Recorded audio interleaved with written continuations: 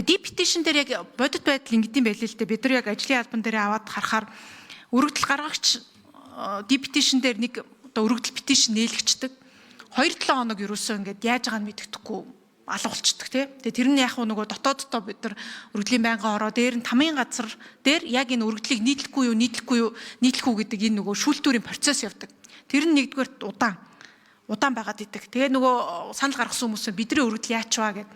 Тэгээ тоо баримт харах юм бол нөгөө нийтдээ гаргаж ирсэн иргэдийн өргөдлөөс дөнгөж нэг 20-30% нь нийтлэгдэж байгаа ийм тоо байлээ. Жишээ нь өнгөрсөн 7 хоногт бол 2-7 хоногийн хугацаагаар авч үзэх юм бол нийт 21 яг ирүүлсэн өргөдөл байгаа юм. Тэгээ надад ирж ингээд танилцуулахдаа ихэнх нь ингээд нийтлэхгүй ямар асуудлаар яагаад нийтлэхгүй гэж байгаа хэрэг өмнө нь төстэй асуудал гарцсан эсвэл төстэй асуудал явж байгаа гэдэг байдлаар ингээд тийм жоохон субъектив байдлаар тэр болгоныг ингээд гасчдаг асуудал байна тамийн газар дээр. Тэгвэл та нар нэгэнт одоо яваад дууссан юмыг дахиад энэ хүмүүс өргөдөл гаргаж штэ яагаад энэ нийтлэхгүй байгаа. Хоёрдугаар тэр одоо юу гэдэг нөөтийн босхыг нэг нь 400 сая болгоё гэд нэг нь 2.5 тэрбум болгоё гэд өргөдөл гарцсан байхад төстэй асуудал мэт чинь ингээд нэгийг нь нийтлэхгүй байгаа байхгүй. Энд чинь шалгуур нь шал өөр штэ 400 сая 2.5 тэрбум гэдэг энэ асуудал өөр штэ гэд яагаад энийг ингээд субъектив байдлаар энэ дээр нь хасаад байна гэдэг асуудал байна. Тэгээ энэ бүгдийг нь засаад ингээд яхаар 21 өргөдлөөс 13 нь яг уу нийтлэгдэж байгаа юм л да. Тэгээ эргээд яг уу тэр 8 хүнд нь яагаад өргөдөл яагаад нийтлэгдээ вэ гэдгийг бид нар одоо аль төвшөндөө яаж мэдээлж ийн гэдэг энэ систем нэгдүгээрт байхгүй. Хоёрдугаарт нийтлэхгүй байх энэ шийдвэр миний харж байгаагаар тамийн газар дээр субъектив байдлаар шийдэгдэв байгаа. Тэгэхээр зоржгоорлох гишүүний яг энэ ажлын хэсгээр гол нь эн чинь иргэд нөгөө оролцоотой байх миний өгсөн өргөдөл яаж ийн гэдэг мэдээллийг иргэдтэй бас нээлттэй өгж явах ёстой шүү дээ тий. Тэгэхээр энэ дээр энэ байршуулах юм уу байршуулахгүй юу гэдэг мэдээллийг хэн гаргаж ямар хугацаанд тэрийг шийдэх гээд байна. Тэрийг яаж иргэдэд дахиад мэдээлэх үү гэдэг дээр журмын төсөлд яаж тусгасан байгаа вэ гэдгийг та хэлж. Яг гэвэл үүнтэй холбоотойгоор иргэдээс их гомдол ирж байгаа. Миний эхлүүлсэн одоо туулын голтой холбоотой ингээд 10-аад жишээ нь туулын хурдны замтай холбоотой өргөдөл петишн дээр орж ирээд тэндээс хоёрх нь нийтлэгдэж байгаа. Яг гэвэл зарим нь бол ингээд адилхан агуулгатай байна гэдэг. Тэгээ бид нар энэ адилхан агуулгатай юмнуудаа адилхан гээд иргэн А-гийн хамгийн ихэнд өгсөн гэдэг одоо өргөдлийг нийтлээд иргэн Б-гийн 1 хоногийн дараа нээсэн өргөдлийг нийтлэхгүй байх юм уу? Адилхан бүгдийг нийтлээд явах юм уу? Яагаад нийтлэхгүй байгаа ингээд би тамийн газараас суухаар адилхан агуулгатай юм чинь хоёр юм нээчихээр сарнична гэдэг байгаа байхгүй. Тэгээ тэр санихгүй бид нар энд тамийн газар шийдэх ёстой юм уу? Эсвэл иргэд өөрсдөө тэр санаачлаг гаргаж хахад бүгдийг нь адилхан нийтлээд энэ дээрээ хэн нь өөрсдөө яаж саналаа өгөх үү гэдгээ шийдээ явах ёстой юм уу? Энэ дээр таны журам дээр шийдэл байгаа болов уу гэдэг дээр асуулт хариулт авъя.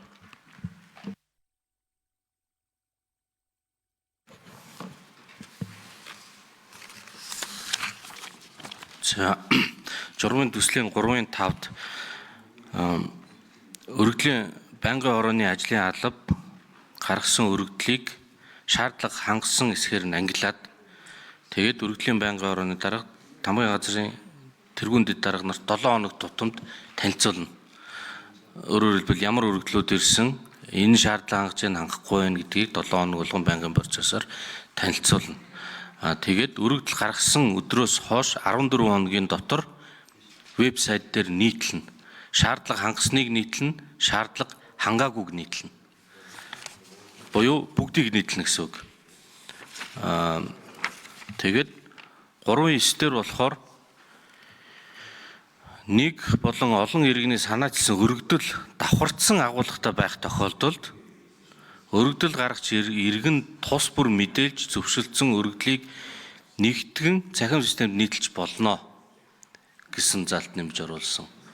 Өөрөөр хэлбэл давхардсан ижил утгатай байх юм бол ажлын албанаас өргөдөл гаргагч руу холбогдоод зөвшөлдсөд болж байгаа юм бол нэгтгэж гаргана. Хэрвээ ингэж асууж зөвлөөгүй бол журмынхаа дагуу бүгд нийтлэгдэнэ гэсэн үг. За тэгээд 3-3 дээр өргөдөл авснаас 14 хоногийн дотор шаардлага хангаж байгаа талаар үндэслэлийн хамт өргөдөл гаргагчдад мэдэгдэж тэмдэглэл захим системд нийтлэнэ гэж байна.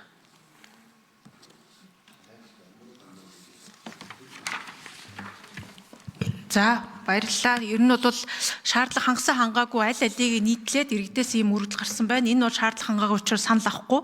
Энэ нь бол хуулийн дагуу шаардлага хангасан учраас санал авна гэдгээр нь ялгаж бүгдээрингийн нийтэлдэг болёо гэсэн ийм шийдэл журамд орж ирж байгаа юм байна.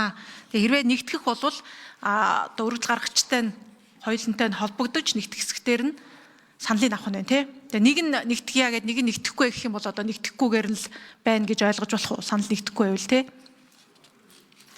Тэгэх нь байна. Тэгэхээр энийг бас иргэдтэй зөв ойлгуулж таниулах бас ажлыг бид бас хийх хэрэгтэй хаа гэж бодож байна.